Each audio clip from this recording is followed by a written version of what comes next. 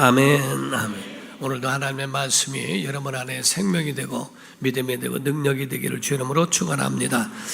우리 하나님은 천지를 창조하신 분이고 예수님은 우리 세상을 구원하신 분이시며 성령님은 믿는 자들을 도우시고 그들을 천국까지 인도하시는 분이 성령님이십니다.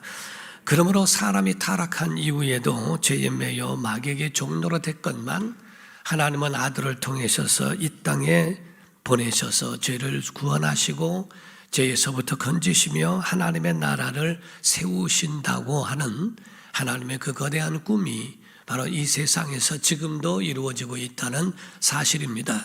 그러므로 성경은 우리에게 말씀하기를 예수님 도래하심, 이 땅에 오심을 말씀하기를 천국이 가까이 왔다 이런 말씀을 하셨어요. 마태복음 3장 1절과 2절을 보게 되면 시작. 그때 유대 광야에서 전파하여 말하되 회개하라 천국이 가까이 왔느니라 하였으니 또 4장 17절에 말씀을 합니다. 4장 17절에 보면 예수께서 가라사대 천국이 가까이 왔다라는 말씀도 행하시게 됩니다. 이와 같이 바로 천국이 가까이 왔다고 예수님 말씀하시는 것처럼 거대한 나라로 그와 같이 또 말씀하고 있어요. 곧 세상 나라가 있지만 하나님의 나라를 말씀하고 있다는 사실입니다. 이 세상 나라는 시한적이요 하나님의 나라는 영원한 나라인데 여러분과 제가 갈 수 있는 나라는 영원한 하나님의 나라라고 하는 것을 말씀하고 있죠.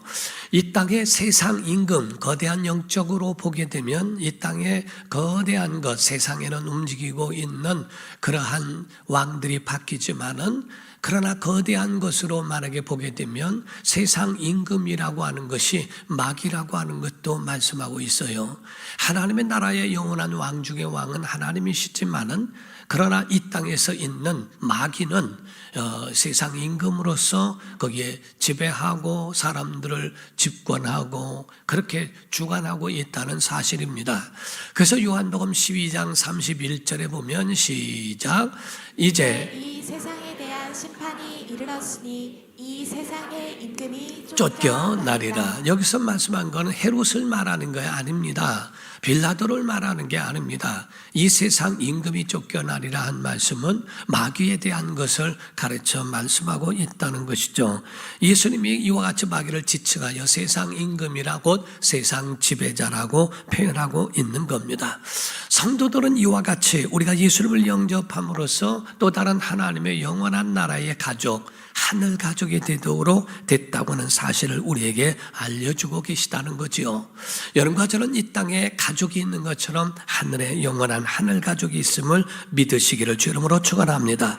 예수님을 통해서 세우신 것이 무엇일까? 하나님은 예수님을 통하여 음부의 권세가 이기지 못하는 바로 교회를 세우셨다고 말씀을 하고 있습니다. 교회는 하나님의 나라의 본부요 훈련소와 같아서 교회를 통하여 많은 영혼을 구원하게 하시고 또한 하나님의 영적 전사를 세우셔서 그래서 많은 영혼들을 구원하는 믿음의 전사로 만드셨다 하는 겁니다. 사랑하는 성도 여러분, 그럼으로써 우리가 알아야 될 것은 교회의 주인은 누구시냐는 겁니다. 교회의 주인은 우리 아멘 합시다. 하나님이십니다. 예수님이십니다. 성령님이십니다. 만약에 교회의 모든 주권을 하나님께 드리고 예수님께 성령님께 드린다면 교회는 염려할 이유가 없다는 거예요. 염려할 필요가 없다는 겁니다. 왜? 그분이 친히 주장하시고 경영하시고 친히 하나님께서 운영하시기 때문에 그렇다는 겁니다. 교회 안에는 하나님의 말씀이 있어야 합니다. 예수의 은혜가 넘쳐야 합니다. 성령님의 임재와 그 역사가 있으면 그 교회는 살아나는 줄로 믿습니다. 교회의 모든 주권이 하나님께 있고 그 하나님의 손 안에서 이루어진다면 결단코 교회는 넘어지거나 망하지 않는다는 사실을 말씀하고 있어요. 우리가 20세기 초에 보니까 이런 기록이 있습니다. 영국에 한 교회가 있는데 예배하는 가운데에 성령님의 역사하심과 그 임재하심이 굉장히 강력했다는 겁니다. 예배 시간마다, 기도 시간마다, 말씀 듣는 시간마다 성령의 역사하심과 그 감동이 굉장히 컸다는 거예요. 주기도문 가운데에 어떤 자매가 주기도문을 낭송하고 있는데 주기도문을 낭송하다가 회개가 터져 나옵니다. 우리가 우리에게 죄 지은 자를 사하여 준 것 같이 우리 죄를 사하여 주옵시고 하면서 울기 시작하는 겁니다. 엉엉 울기 시작했다는 겁니다. 그리고 난 다음에 예배가 끝난 다음에 그 자매의 간증을 들어오니까 한 형제가 교회 안에 루머를 퍼뜨려서 그 여인의 모든 신상에 많은 흠집을 냈다는 거예요. 그 형제가 너무 밉고 미워서 아주 미워하는 마음이 그 속에 가득했었는데 그때에 우리가 우리에게 죄 지은 자를 사하여 준 것 같이 우리 죄를 사해달라고 하는 그 구절을 읽는 순간에 성령님 감동하시기를 내가 루머를 퍼뜨린 형제도 나쁘지만은 미워한 내 죄도 더 나쁘다라고 하는 그런 감동을 하나님이 주시는 바람에 그 가운데 깨달으면서 하나님 앞에 펑펑 울며 회개를 했다는 겁니다. 그 회개가 다른 성도들에게 이어졌고 교회에 다른 지역에도 옮겨지면서 회개 운동의 씨앗이 되었다라고 하는 것을 말씀하고 있다는 거지요. 오래전에 한국교회도 마찬가지였다는 겁니다. 이와 같이 놀라운 역사가 교회 안에서 이루어졌다는 겁니다. 1903년도에 원산에서 어느 해변이었다는 겁니다. 선교사님들과 그 부인들이 또한 한국 지도자들 부인들이 여성 지도자들이 모여서 수련회를 하고 있었는데 그때 강사가 하디 선교사님이었대요. 근데 하디 선교사님이 그들에게 수련회를 통하여 성경을 알려주고 그렇게 이야기하고 가르치다가 갑자기 선교사님이 엉엉 울기 시작하는 겁니다. 그러면서 고백하기를 나는 나쁜 선교사입니다. 열매가 없습니다. 이런 내 교만 때문입니다 하면서 울기 시작했다는 겁니다. 그러면서 하는 말이 나는 한국인들을 미개하다고 멸시했고 그리고 무시했고 그리고 진정으로 그들을 사랑하지 못했습니다. 하디 선교사는 사실 비위가 약한 사람이어서 한국의 보리밥을 먹지 못했대요. 그리고 된장 냄새를 맡지 못해서 그래서 본국에서 빵을 공수해다가 그거를 먹고 이렇게 하면서 살아오면서도 정말 이렇게 미개한 나라에도 희망이 있나? 라고 하는 마음에 멸시하는 마음이 그 속에 많이 있었다는 겁니다. 치료하는 그 사람들이 그 시골에서부터 구루마를 타고 올라와 치료를 받겠다고 하는 사람들에게 그 많은 사람을 놓고 하루에 4명에서 5명만 진료를 보고 말았다는 거죠. 그리고 문을 닫고 그리고 자기의 여가를 즐겼던 것을 회개했다는 겁니다. 이때의 선교사 부인들도 전부가 나도요 서투른 한국말로 나도요 하면서 회개를 했던 것이 도화선이 됐다는 이야기가 있습니다. 평양에서 원산으로 원산에서 서울로 전국 곳곳에 이와 같이 회개 운동이 이어지기 시작했다는 겁니다. 그때 한국 여성 지도자들도 자기들을 멸시하고 있는 선교사들을 조금 미워하기 시작한 것이 불씨가 되어 마음이 미워했다는 겁니다. 그리고 남편에게 복종하지 않았던 것을 회개했고 아내를 사랑하지 않았던 것도 회개했으며 그리고 장사하면서 속여서 이물을 많이 남겼던 것도 그것도 회개했으며 어떤 남자들은 말하기를 내가 교회를 다니면서 기방 출입을 했던 것도 회개한다고 이와 같이 고백하는 일이 나와 그 가운데 모든 죄를 다 마치 청소하기 전에는 그 속에 있는 더러운 것들을 다 끄집어내듯이 그 속에 있는 잘못된 것들을 다 토해내고 회개했던 그 역사가 바로 부흥의 시작이었다라고 우리 역사는 기록하고 있다는 사실입니다. 우리 한국이라고 하는 나라를 볼 때는 한국은 침략을 굉장히 많이 받은 나라가 우리 한국이라고 이야기합니다. 약 930번의 침략을 받았고 931번째에 일제의 침략을 받아 일제강점기를 맞이했다라고 이렇게 표현을 합니다. 나라의 주권을 다 빼앗기고 일제강점기를 통해서 많은 어려움을 당했을 때 약 36년 동안을 참 힘들고 어렵게 살아왔던 그 나라가 우리나라라고 이야기를 합니다. 그런데 정말 여기서 우리가 또 돌아봐야 할 것은 이런 가운데도 하나님은 그 모든 어려운 그 상황과 환경 가운데서도 하나님의 나라만큼은 세우셨으며 이 세상 나라는 빼앗겨서도 하나님의 나라만큼은 확장시켜 가시는 모습을 보게 되었더라 하는 겁니다. 그 힘든 가운데도 예배 때마다 폭발이 일어났고 기도마다 성령의 폭발이 많이 일어났다는 기록들을 보게 됐다는 거지요.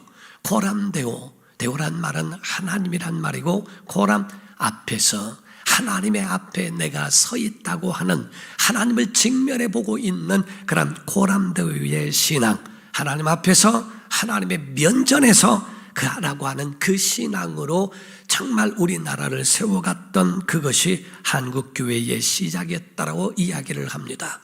우리 본문에 보게 되면 하박국 3장 1절입니다. 시작. 시기 온 옷에 맞춘 선지자 하박국의 기도라. 아멘. 하박국이라고 하는 그 사람의 기도, 그 선지자를 말씀하고 있는데 이 하박국이라는 사람의 이름의 뜻은 다른 뜻이 아니고 바로 끌어안는 자, 바로 그를 부둥켜 안다, 끌어안다 이런 표현을 가지고 하박국이라고 표현을 합니다.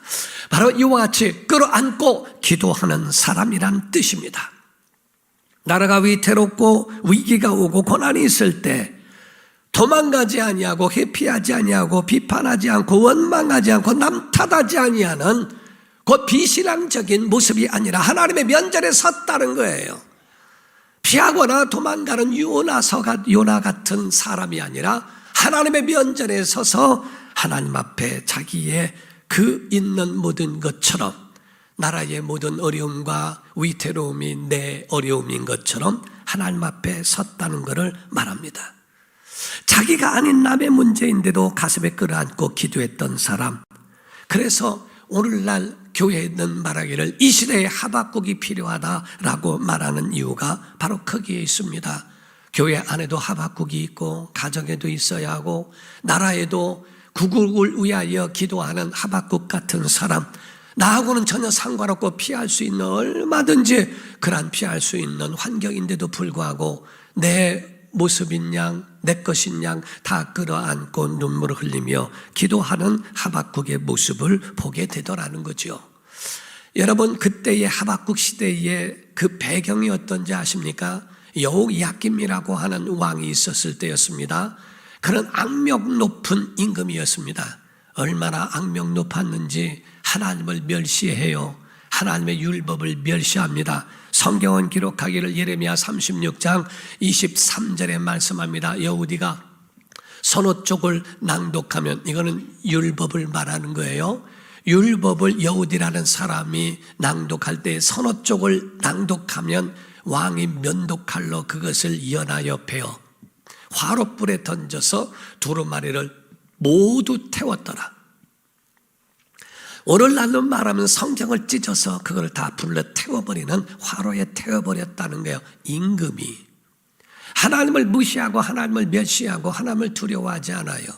하나님을 비웃고 하나님에 대하여 율법과 이런 것들을 면도칼로 잘라서 그걸 화로에 태울 정도의 사람. 하나님은 그에 대하여 심판하셨습니다. 이 바벨론으로 인하여 그가 끌려가게 되고 그에 대하여 끌려가는 그 모습을 보게 됩니다. 왕의 모습 가운데 이와 같이 끌려가는 그 모습을 보면서 이 백성들은 낙심하게 되어 있는데, 이때 낙심만 한 것이 아니라 기도했던 사람, 고람데오. 그때 하나님 앞에 이 하박국 선지자는 도망가지 않고 기도했던 사람이라고 표현합니다. 그걸 가지고 하나님의 정면에 서서 직면한 모습을 보게 되었더라 하는 거죠. 그때 말했던 말이 무엇입니까? 하박국 3장 2절입니다. 시작. 여호와여, 내가 주께 대한 소문을 듣고 놀랐나이다. 여호와여, 주는 주의 일을 이 수년 내에 부응하게 하옵소서. 이 수년 내에 나타내시옵소서. 진노 중에라도 긍휼을 잊지 마옵소서. 여기서 부흥이란 말을 딱 이와 같이 한 번 말하고 있는 부흥이라는 말이 나오게 됩니다. 여기서 하박국 선지자가 하나님 부흥하게 하소서라는 말은 인원이 많아지게 하소서, 많은 사람이 오게 하소서, 이런 의미가 아닙니다. 내가 이 소문을 듣고 놀랬습니다라는 말은 하나님의 심판이 시작되었다는 말에 굉장히 충격과 놀라움, 그것을 받으면서 하나님 당연합니다. 하나님을 멸시하고 율법을 무시했던 그런 왕이 끌려가고 나라가 망하고 이러한 일들 당연합니다. 하나님의 심판이 도래한 것 당연합니다. 맞아도 싸고 힘들고 어려운 상황 속에서 이와 같이 심판받는 것 당연합니다. 맞습니다. 하나님의 심판이 시작됐군요 라는 말입니다. 그러나 하나님 앞에 직면하여 기도하는 말이 바로 하나님, 그러나 수년 내에 부흥하게 해주소서라고 하는 기도였어요. 여기서 말씀하는 수년 내에 부흥하게 해달라고 하는 이 말씀은 다른 것이 아니라 이 어려움이 오래 걸리지 않게 해주세요 하는 말입니다.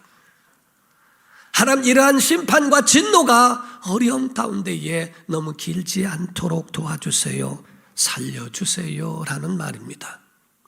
진노를 베푸시더라도 그 진노가 길지 않도록 하나님 긍휼은 절대로 잃지 말아달라고 간구하는 것이 부흥이란 의미를 말씀하고 있어요.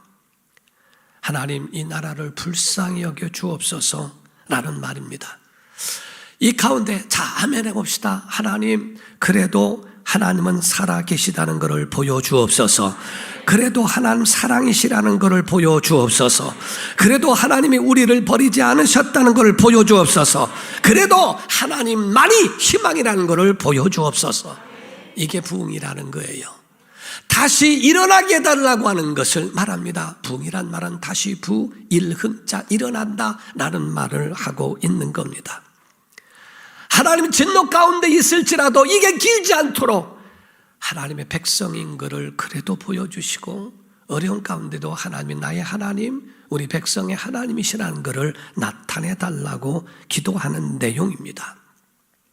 한국의 1907년도에 그러했다는 겁니다.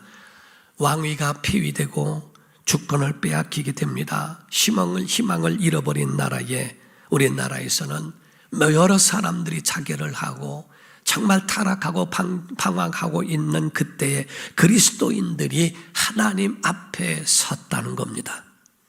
진짜 이때는 1906년에서부터 1907년도 사이에 장로교회는요 34%가 부흥을 했고요, 감리교회는 118%가 부흥했다는 기록도 있습니다. 사람이 숫자가 불어났고 숫자가 그 어려운 가운데도 더 많이 일어났다는 겁니다. 암울했던 시대에 희망을 잃지 않았고 그들이 다시 일어날 수 있는 강력한 하나님의 은혜를 체험하게 됐다고 이야기를 합니다. 사랑하는 성도 여러분, 환경이 문제인 줄 아십니까? 여러분의 상황이 이렇기 때문에 안 되고 저랬기 때문에, 사랑하는 성도 여러분, 한국에서 목회하기가 쉽지 않다는 이야기를 왜 하는지 아십니까? 한국에는요 너무나 휴일이 많아요. 휴가가 많고요, 신년이 됐으면 해가 바뀌었다고 놀고요, 그리고 겨울이 오면 겨울이라고 놀고요, 또 구정이라고 놀고요, 봄이 되면은 봄나들이 가야 된다고 놀고요, 여름 휴가라고 놀고요, 가을 단풍 가야 된다고 놀고요, 겨울이 되면은 연말이라고 망년해야 된다고 놀고요. 교회 오는 거나 신앙생활에 대하여 모든 날에 다 행사가 있고 전부가 다 그런 거에 놀러 가고 쉽게 그렇게 갈 수 있는 여건들이 얼마나 많은지 몰라요. 잘 되면 잘 된다고 안 되고, 희망이 없고 상황이 어렵고 이래서 더 안 된다라고 이야기한다는 겁니다. 근데 성경은 우리에게 상황이 상관없다는 거예요. 내가 있는 자리가 천국이 될 수 있고 내가 있는 자리가 은혜의 자리가 될 수 있다는 거죠. 하나님은 처음 만났던 이 바울이 유럽으로 가려고 했던 즉 전도 여행을 마게도냐에서 우리를 도와달라고 하는 환상을 보고 빌립보라고 하는 그 지역에 가더니 저 많은 귀신 들린 여종을 만나 감옥에 갇히게 됩니다. 첫 번째 난관에 부딪히게 되죠. 아니 왜 이렇게 부딪힐까? 왜 감옥에 이렇게 어려움 당할까라고 생각할지 모르지만은 하나님은 그 가운데 간수를 건져내기 위하여 첫 번째 빌립보 교회를 세우기 위한 하나님의 역사가 그렇게도 역사할 수 있거든요. 우리가 좋은 데서만 이루어지는 게 아닙니다. 힘들고 어려운 가운데서도 하나님은 자기의 교회를 세우시고 자기의 일을 행하시는 모습을 보게 되더라 하는 겁니다. 에스겔서를 보더라도요, 에스겔 3장 1절에서 3절입니다. 30째 해 넷째 달 초닷새에 내가 그발강가 사로잡힌 자 중에, 여기서 에스겔도 사로잡혀 있는 그 가운데 있어요. 있을 때에 그런데도 불구하고 하늘이 열리며 하나님의 모습이 내게 보이더라 라고 했어요. 여호야긴 왕이 사로잡힌 지 5년 그 달 초닷새라. 갈대아 땅 그발강가에서 여호와의 말씀이 부시의 아들 제사장 나 에스겔에게 특별히 임하고 여호와의 권능이 내게 임하니라. 에스겔의 모든 상황도 똑같지만은 그 가운데 에스겔 앞에서는 하늘이 열렸고 하나님의 권능이 임했고 바로 그에게 대해 있어서는 이와 같이 하나님의 능력이 그 가운데에 나타나게 되었다라고 하나님이 보였다라고 말씀하고 있죠. 한국 교회에 대하여 사람들은 그저 교회를 입막음하면서 이야기합니다. 종교와 정치는 분리돼야 된다. 뭐 틀린 말은 아닙니다. 그러나 그러면서 자기들은 교회를 압박하고 교회를 그렇게 힘들게 만들어 놓습니다. 정치가 얼마나 교회를 어렵게 만드는 줄 아십니까? 지금 여기서 말씀하는 3.1운동의 시작이 어디서 시작된지 아십니까? 3.1운동이 교회에서 시작한 겁니다. 그거는 상관이 없고 지금은 가만히 있어라. 교회가 왜 이야기를 하고 교회가 왜 나서야 되는가? 정치에 관여하고 싶은 마음은 조금도 없습니다. 그럼에도 불구하고 할 수밖에 없는 것은 신앙을 지키기 위하여서는 어쩔 수 없는 상황이고 그럴 수밖에 없기 때문에 나단 선지자가 다윗에게 찾아가서 하나님께서 너에게 명하신 너 정말 그렇게 하면 넌 짐승이라고 정말 나단 선지자가 다윗에게 대하여 직설하고 이야기한 내용이 정치에 관여입니까? 아닙니다. 하나님의 말씀을 증거하고 말씀하고 있을 때에 그 말씀을 거기에 다 정치인으로 간다는 의미가 아니지만은 신앙을 지키는 행위에 대해서도 이와 같이 말하는 겁니다. 일제강점기에 힘들고 어려웠을 때 3.1운동을 일으키고 같이 나라의 빼앗긴 주권을 찾겠다고 함께 하면서 하나님 사랑, 나라 사랑, 인류 사랑을 하면서 세웠던 그 기도가 과연 하나님이 외면하셨을까? 그렇지 않다는 겁니다. 하나님은 기도하는 나라를 외면하지 않으십니다. 버리지 않으십니다. 반드시 하나님이 이끌어 주신다는 거지요. 그의 기도가 8.15 광복절이 이루어진 줄 믿습니다. 그의 기도가 6.25의 공산화가 되지 아니하고 자유대한민국을 만들 수 있었다는 것도 바로 기도했던 사람들의 그 기도의 눈물 하박국 같은 사람들이 있었기 때문에 그렇다라고 이야기를 합니다. 사랑하는 성도 여러분, 예수님은 해답이신 줄 믿으셔야 되고 기도는 능력 있습니다. 성령 안에서 희망을 얻기를 주 이름으로 축원합니다. 어느 교회의 간증을 들어본 바가 있습니다. 우리 교회 5성 캠프처럼 그런 캠프와 같은 그런 그 프로그램이 있는데 여주에 있는 한 교도소에서 그것을 해달라고 그 교회에 부탁을 했다고 그래요. 오래전인데 거기에 가서 그 일을 하는데 거기는 많은 죄수들이 있는 가운데에 있어서 많은 기도를 하고 했다는 겁니다. 그 안에서 레크리션도 하고 간식도 주고 하는데 전혀 웃지를 않습니다. 그들에게 정말 많은 찬송도 하고 많은 일들도 했는데도 불구하고 전혀 마음의 문을 열지 않더라는 겁니다. 그런데 그 가운데에 그렇게 하는 가운데 신기하게도 성령 대망의 때, 수양의 때에 역사가 일어나더라는 거예요. 하나님 말씀을 듣는데 회개가 터지기 시작하고 어떤 사람은 혀가 꼬이더니 방언을 말하기 시작합니다.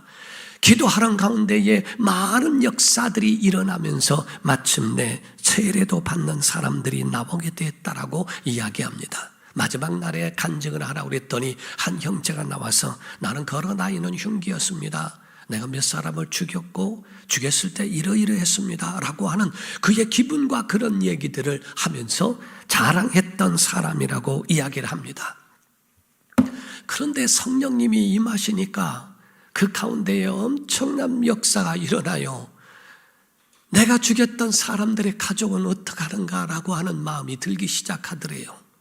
죽일 때 그 사람에 대해서는 아무 생각도 안 났는데 성령이 임하고 나니까 내가 죽인 그 가족을 잃어버린 가족은 어떡할까라고 하는 것에 너무너무 죄송하다고 잘못했다고 간증했던 사람이 있답니다. 한 사람은 간통죄로 감옥에 오게 되었다는 겁니다. 그런데 그가 자기 잘못에 대하여 전혀 내가 인기가 많고 내가 원래 능력이 있었다라고만 생각했지 잘못을 생각해 본 일이 없었대요. 성령이 임하시니까 자기 아내에게 얼마나 큰 잘못을 했는가를 회개하면서 돌아서게 됐다고 간증을 합니다. 어떤 사람은 도둑질을 해서 감옥에 들어오게 됐는데 정말 악한 영이 자꾸 시킨다라는 겁니다. 근데 신기하게 성령 대망의 때에 그때 기도하는 가운데 악력이 사라졌다는 거죠. 어떤 형제는 고아였던 형제였다는 겁니다. 고아여서 그래서 집보다도 집에 갈 데도 없고 외로움과 이것으로 차라리 감옥이 좋아서 수차례 감옥을 들락달락했던 의도적으로 죄를 짓고 돌아왔던 사람이라고 합니다. 근데 그 사람이 성령 대망의 성령의 은혜를 받고 난 다음에 이제 꿈을 갖게 되었다고, 세상을 알게 되었다고, 이제 희망을 알게 되었다고, 내가 이제는 살아갈 이유를 알게 되었다고 그 앞에 엎드리는 모습도 보게 되더라는 거죠. 사랑하는 성도 여러분, 한국교회의 부흥은 하박국 선지자 같은 사람들로 인하여 오늘날 우리 한국교회가 있는 줄 믿습니다. 그것을 마음에 품었던, 영혼을 품고 가정을 품고 교회와 나라를 품고 그 문제를 끌어안고 함께 울어줬던 그러한 하박국 같은 사람, 자기 문제처럼 울며 기도했던 그 사람들, 오늘날의 교회가 지금 있었다고 이야기합니다. 사랑하는 성도 여러분, 교회의 부흥은 숫자가 아닙니다. 물론 교회의 부흥이, 영적 부흥이 일어나면 숫자도 부흥되는 것은 있습니다. 그러나 본질은 숫자가 아닙니다. 그 속에 정말 하나님의 임재하심, 하나님의 다시 오심, 다시 역사하심, 회복하심, 다시 살아남, 이 모든 것들을 가르쳐 말씀하고 있습니다. 살아난다, 일어난다, 새로워진다란 말씀이 부흥이란 말입니다. 사랑하는 성도 여러분, 우리 교회의 부흥은 다른 게 아닙니다.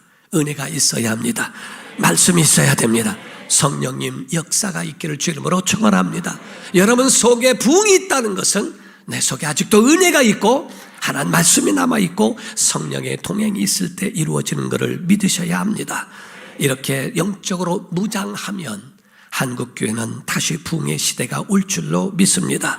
스가랴서 4장 6절입니다. 시작. 그가 내게 대답하여 이르되 여호와께서 스룹바벨에게 하신 말씀이 이러하니라. 만군의 여호와께서 말씀하시되 이는 힘으로도 되지 아니하며 능력으로 되지 아니하고 오직 나의 영으로 되느니라. 아멘. 아주 유명한 말씀이에요. 힘으로도 안 된다, 내 능력으로 안 된다, 오직 나의 영으로, 성령으로 된다라고 말씀하는 거예요. 여러분, 우리가 해서 되는 게 아닙니다. 하나님이 하셔야 됩니다. 우리의 기도는 하나님이 일하시게 하는 겁니다. 하나님의 능력을 경험하고 그분의 은혜로 살기 위해 은혜도 있고 말씀도 있고 성령의 역사가 있는 우리 교회 되기를 예수 이름으로 축원합니다. 기도하겠습니다. 이 시간에 하나님, 우리에게 말씀으로 무장하게 하시고 기도로 무장하게 하시고 성령으로 무장하게 하옵소서.